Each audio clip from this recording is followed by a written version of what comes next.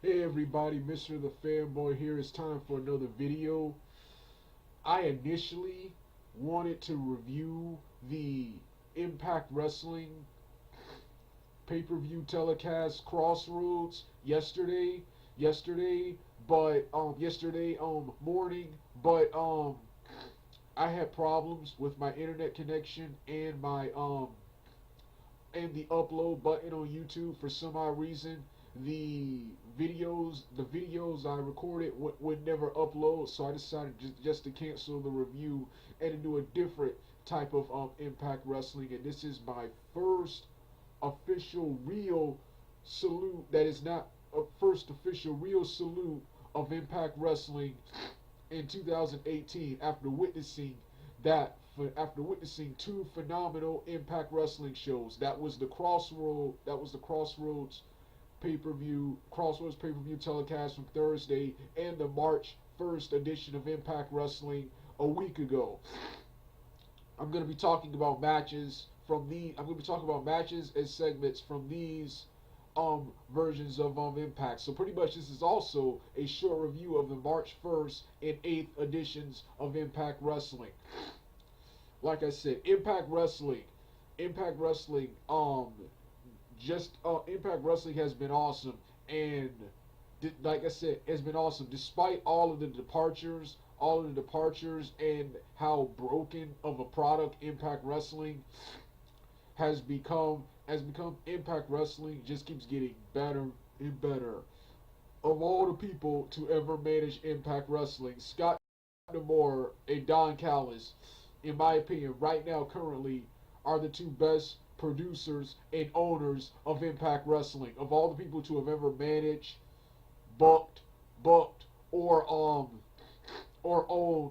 Impact Wrestling, these guys are the best. I love the several innovations and changes they've made to the Impact TV show, Impact Wrestling television show. First, I'm gonna start with my first favorite thing. I love how they film matches at different arenas. One of the problems I have with Impact Wrestling is that after all these years, they're still in the Impact Zone. So I like how they go to other arenas, which A, gets their product and gets their wrestlers out there. Two, since you tape matches in other places, that means you can get money. You can get money and revenue from other places. Because the one problem I have with the Impact Zone is part of Universal Studios. That means that all the people who it's pretty much a ride at Universal Studios. The people who you see in the Impact Zone aren't paying to get in there. That's the one problem I've always had with the Impact Zone. So that's why I like that filming matches in other places. filming matches in other places. I also like, this is on the television show and on their YouTube channel. They were sort of already, now they were sort of already doing this before, but they've recently started doing this again. Especially now that Scott D'Amore's in charge. Actually, when Jarrett came back, they started doing this. On their YouTube channel, they show free matches from the old school TNA. But just recently, just recently, they uploaded an Impact Wrestling match between Jeff Hardy and Petey Williams from 2004. But now on television, to fill out the 2 hour time slot, since they don't have that like big of a roster anymore compared to what they had last year and the years preceding it, and the 3 years preceding it compared to what they had last year and the 3 years preceding it. They they now show full length matches, full length or sometimes highlights. Yeah, they show highlights, full length highlights of matches from years ago. At Crossroads, they show the NWA Heavyweight Championship match between defending champion Christian Cage and Monty Brown from TNA's Destination X 2006. I like how since TNA is under new management, I like how when it comes to recognizing the TNA originals, they recognize all of the originals, all of the wrestlers who stepped foot in that company, even wrestlers like Monty Brown and Elix Skipper who haven't worked for the company in almost 10 to 12 years, 12 years, guys who've not worked for the company ever. They show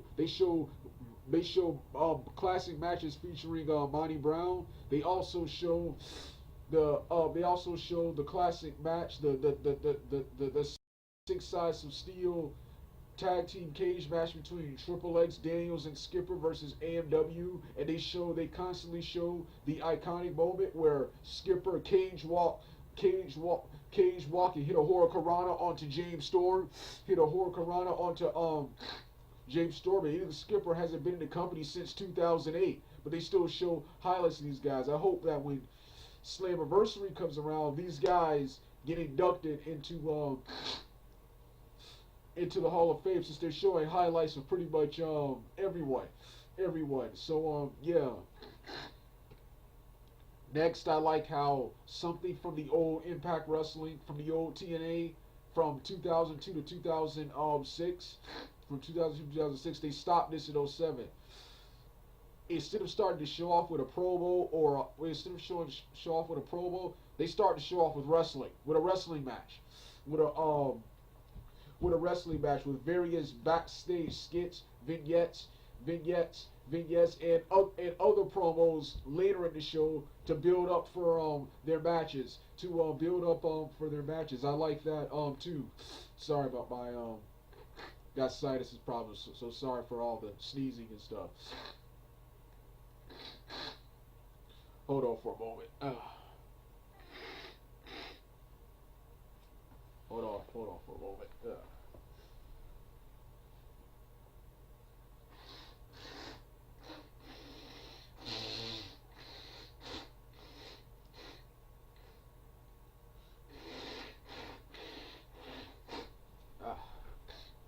All right, I feel a little bit better now. Yeah, going back to what I was saying. Yeah.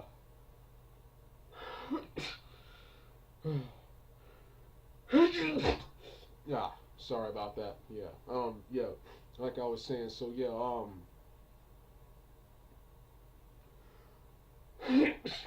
yeah, so going back to what I was saying, yeah, they start to show off with a wrestling match, and they're focusing even more on wrestling and less on stupid segments. You usually hate it when TNA does a bunch of dumb segments like weddings in the ring and other stuff like that, because it's just weddings or Thanksgiving in the ring, which they did in 2016. It's just stupid. It just makes the product look bad to someone who may be tuning in for the first time. So yeah, like how there's more they start to show off with they start to show off with a wrestling match, and they focus more on wrestling action. They put equal emphasis on wrestling and storytelling. That's why I often say that while New Japan Pro Wrestling, right now in my opinion, is the best wrestling currently, because they have just about everything. Impact Wrestling, Impact Wrestling is the best wrestling show on TV. New Japan doesn't have an American television show on television. They have one on their Access network, but it's terrible. It's just the several matches. The last time I saw it, I haven't seen it since, but their television show, their American television show, is just a was just a 60-minute show hosted by Matt Striker and the other guy, and showcases classic matches from New Japan's major events or pay-per-views. Their television show in Japan is quite similar to an Impact Wrestling, but we don't get that here. At least I don't know, because I don't have the subscription to the Access Network. I don't have the subscription. I go to a different website to watch my New Japan stuff, and all I watch is really their pay-per-views. It's really their pay-per-views. That's all I really watch. Um, yeah, Impact Wrestling is the best show on television.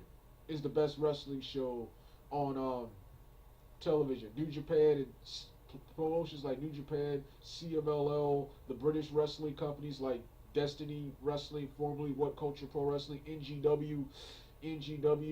Those are shows. Those are internet based. Those are internet based television shows. They're not on TV. Same with Ring of Honor. Ring of Honor is on television, but it's on a channel nobody gets now. It's on a channel no one gets, and I watch that on the internet. So Impact Wrestling is the best wrestling show on television.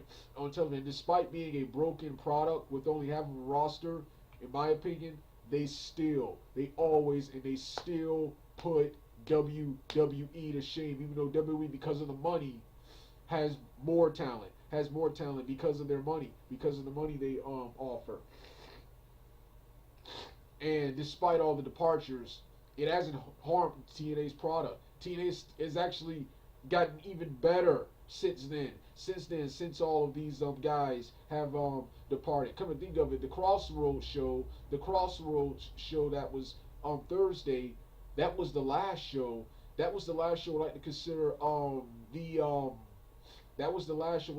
the original TNA with EC3, Lashley, and Laurel Van Ness.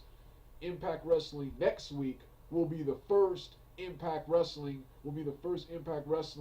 Either the Feast or Fire will be the first Impact Wrestling of the brand new TNA with the brand new current roster with Brian Cage, Impact, Impact Aries, and the rest of them. You'll get the return of Steiner and Tommy Dreamer, OVE. So but let's talk about the March 1st edition of Impact Wrestling. The show started off with a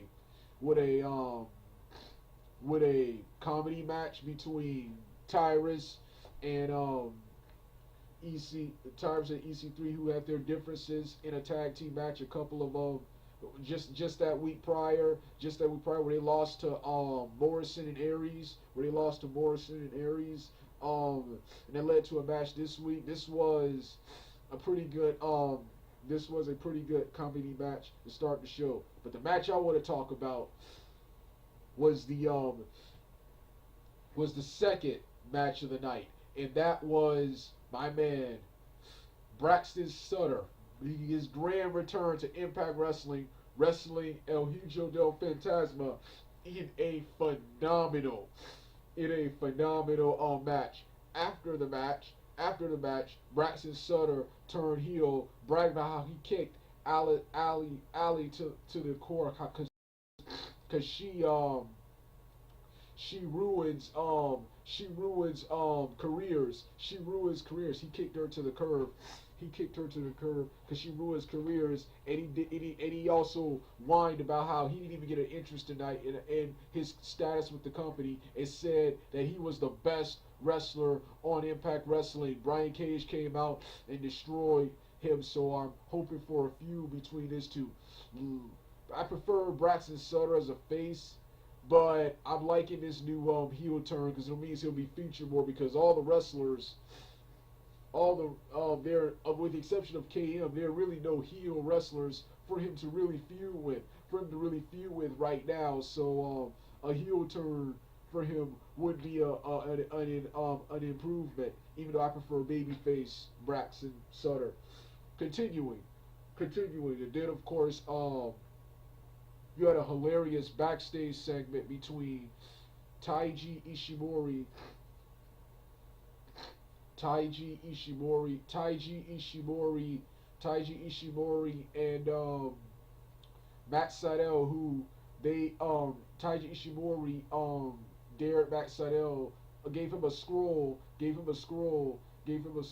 first he dared him to put his Grand Impact Championship on the line next week, and Ishimori will put his X Division Championship on the line. It was a funny one where Ishimori gave Matt Sydal a scroll, and Matt Sydal couldn't read it, couldn't read it because of his couldn't understand the Japanese. Said Ishimori hilariously read it for him and said, "You are a douchebag, douchebag." And Matt Sydal like, give me that, and it was just they snatched the scroll from it, said, give me that. And so, yeah, setting up next week. Then, of course, you had a squash match between, then you had Rosemary defeating Hanaya in a pretty good women's match. Then, after the match, Talia Valkyrie made her return to Impact Wrestling and had a phenomenal promo exchange with Rosemary, where Rosemary refers to herself as the alpha bitch, and Talia said, no, you're not an alpha anything. The only part you got right was the bitch part. Come to think of it, you're Talia's bitch. I like that. And then when Rosemary left the ring, Talia attacked her from behind. Talia attacked her from behind, but I think Rosemary, I can't remember the end of the segment. Love the knockouts. However, the knockouts to me are filler. They're getting better since the Hogan and Bischoff regime, which is when the knockouts division went downhill. But see, the knockouts division used to be one of the best days from TNA. From 2007 on to 2010, they were probably better than the men's division, But as soon as, this is one of the many things I didn't like about Hogan and Bischoff being in TNA, was the knockouts division. When they got there, they tried to make the knockouts division the same thing as the quote unquote Divas division. Now they've been slowly getting back to what the knockouts division was since Hogan and Bischoff have left TNA, have left Impact Wrestling, but still they're the knockout is just a shell of what it was, so they're just filler. However, being filler is way better than being a piss break, and an I don't care break, which is what they are, which is what the WWE Divas Revolution is. That they are probably the worst thing about WWE, but I'll talk more about that in the WWE rant. Continuing with Impact Wrestling. So then of course the next match of the night was Congo Kong squashing Joseph Park in a pretty good squash match. One of Congo Kong's best matches since coming to Impact Wrestling. He's my least favorite wrestler. Yeah, unless they're extremely athletic and have some awesome work rate, I usually don't like obese wrestlers. They're usually awesome characters, but they barely move. They barely move or do anything. That's what Congo Kong is. And he's probably my least favorite wrestler in Impact Wrestling. Even that jobber that jobber character, Richard Justice. Richard Justice, I think that's his name, is better than him. Is better and much more entertaining and much more athletic than he is. Then of course the the main then of course the main event. Oh yes, the controversial main event, or at least what happened after the match. And that was the phenomenal match between Eddie Edwards and Sami Callihan. This was a phenomenal match. Can't remember the ending off the top of my head, top of my head, but it was a phenomenal match. But the controversial part came at the end of the match after it was over. After I think Eddie Edwards won, and after the match, Sami Callihan attacked him after the match and hit him, and he put him between a chair. He put him in a chair and then got a baseball, put his head between a chair and got a baseball bat and hit him and brutally injured Eddie Edwards' orbital bone. Brutally injured Eddie Edwards' orbital bone and sidelined him for a week. I think it was supposed to be Eddie Edwards and Lashley taking on OVE the next week, but Lashley ended up wrestling a handicap match. I'm mixed about this segment. Well, I thought the spot was really cool. That was really a big move by Sami Callihan to hit to do that and not tell Eddie Edwards about it, or for them, or not tell before the match, stuff like that's what you agree to before the match. You don't go out there plan to do something else, but turn around and swerve somewhere like that and do something like that. You can like severely hurt someone like that. So that's why I'm mixed towards it. While the spot was badass. And then Sami Callihan not having any sympathy for it, I got a problem with that too. But maybe he was staying in character. But like I was saying, but yeah, that's the problem I have with it. Like I said, the spot was badass, but stuff like that, you agree. That's what you plan. That part of the match you plan backstage. You plan backstage before you do something. Before you do something like that to avoid any hazards or injuries. Luckily, it was just his oral bone, and he'll be back in the future. He'll be back. He'll be quickly be back at the next set of tapings. But yeah, yeah. But I also love how they got the world talking. You got Jim Cornette talking. You got Shane Douglas talking. I see various YouTubers talking about it. You even have besides American Al Ucar, one of the biggest TNA marks and defenders is my boy Andre Corabell. You got him defending it, criticizing fans who hate it. I recently saw Wrestling Jesus responding to him. But yeah, so that was the March edition of Impact Wrestling. Now for the March 4th edition of now for the March 8th edition of Impact Wrestling Crossroads, which was a phenomenal show. You start off with a phenomenal street fight between LAX and the Code of Lee. Conan distracted the Code of Lee before the match, and LAX, Ortiz and Santana attacked them from behind. The match started off on the outside of the ring, but quickly made its way to the ring. Lots of awesome spots in the ring. The only two I can remember. That's the first spot, which consisted of Santana, Santana hitting a sunset flip onto Trevor Lee reversing it, but then Santana reversing it into a one kick mafia style drop kick, and then later Skyler hitting one of his signature maneuvers, a Samoa drop into a power driver, driver. The match ended when Ortiz and Santana hit their blockbuster move, I think on Lee or Skyler. I can't remember which one got pinned. But a phenomenal fight to start the show. Next match of the night the next match of the night was the highlight I was talking about. They took a look back at TNA's Destination X 2006 NWA heavyweight title match between defending champion Christian Cage taking on Monty Brown. This right here was a phenomenal match. One of my all-time favorite matches from that year. The only thing I didn't like about this match The only thing I didn't like about this match was the ending. Was the ending. I hated it back then and hated it now. Monty Brown should have won the NWA Heavyweight Championship here at Destination X 2006, and Monty Brown would later get mad and leave Impact Wrestling and go to WWE because of all this. And I thought Monty Brown was so much better than Christian Cage, at the time. So yeah, I didn't like it back then, and I still don't like it several years later. But love how, like I said, love how TNA, love how Impact Wrestling, since they don't have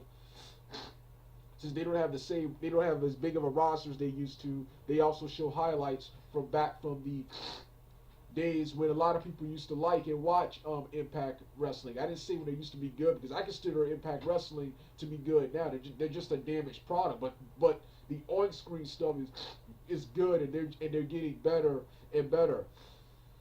So yeah, like I said, I hope to see since they're looking back at all previous Impact Wrestling stars. Hope to see these guys at Slammiversary, Slammiversary's Hall of Fame induction.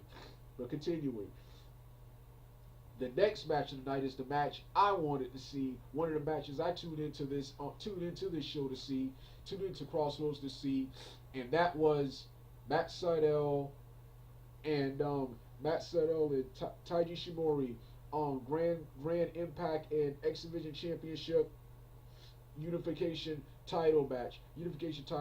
Was a phenomenal match. One before I get to the spots and what happened in the match, one thing I loved that in this match, in the beginning, one thing I hated in the beginning when the both men came out, the crowd was silent, but they got loud later and when the match got good. And one thing I liked, they brought back the classic. One thing I used to love about the old TNA was how they used to treat wrestling like a sport.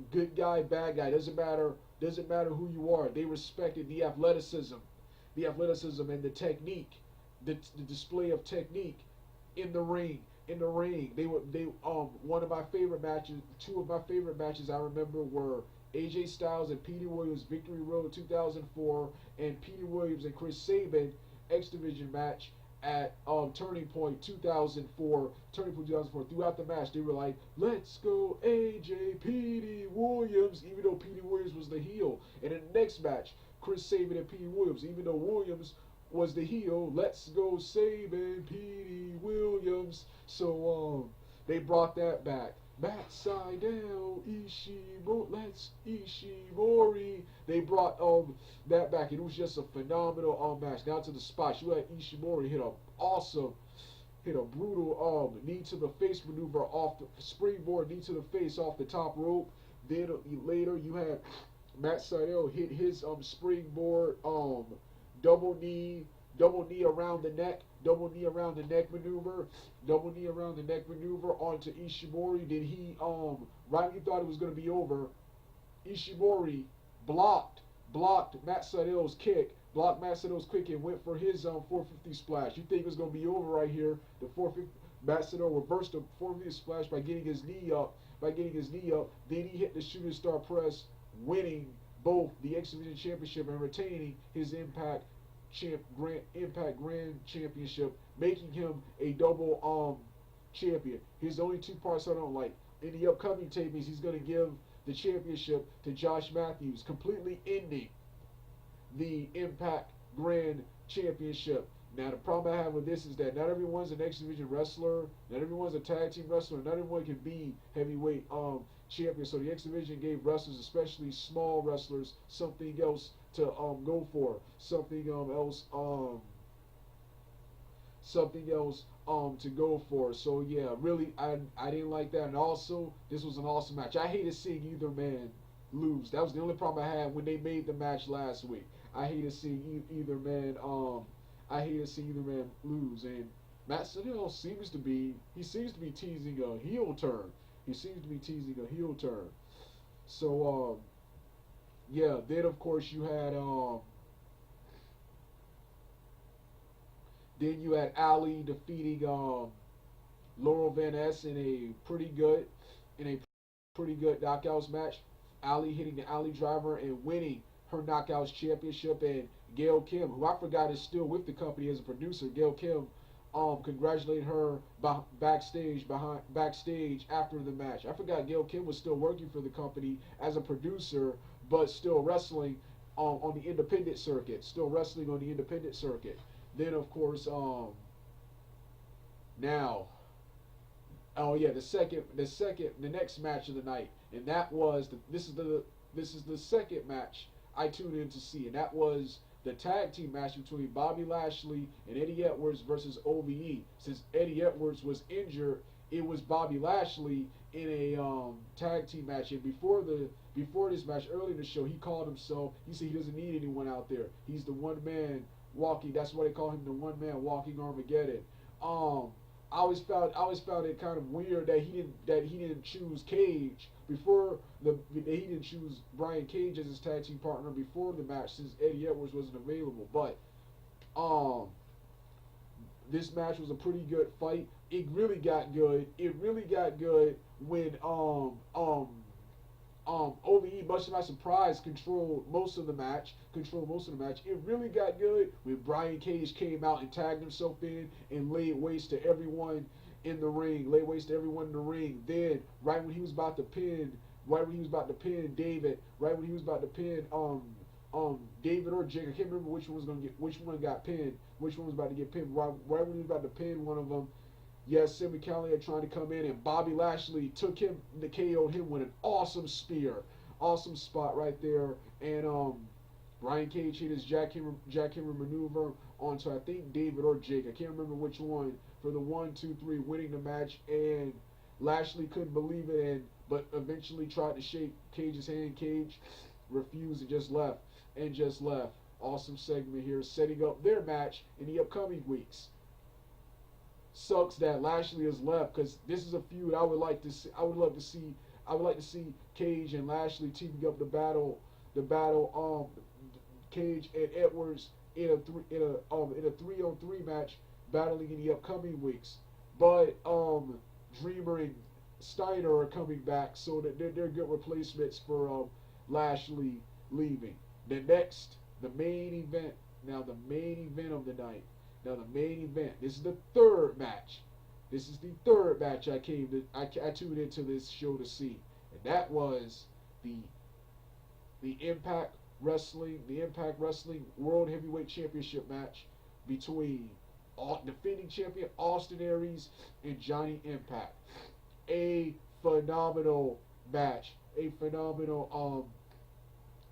Aries hit his usual moves, so did Impact, but there was one cool spot. Johnny Mundo, he hit his backflip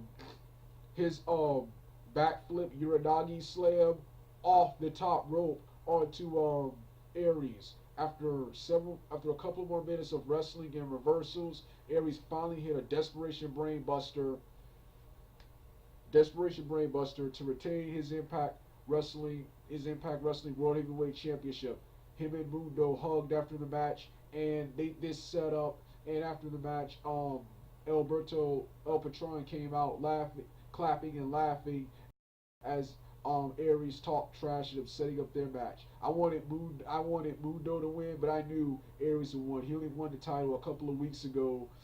And I could have sworn in the upcoming spoilers, which were bizarre at the time I read them a couple of weeks ago, but they're now starting to make sense now after seeing these more recent Impact Wrestling tapings.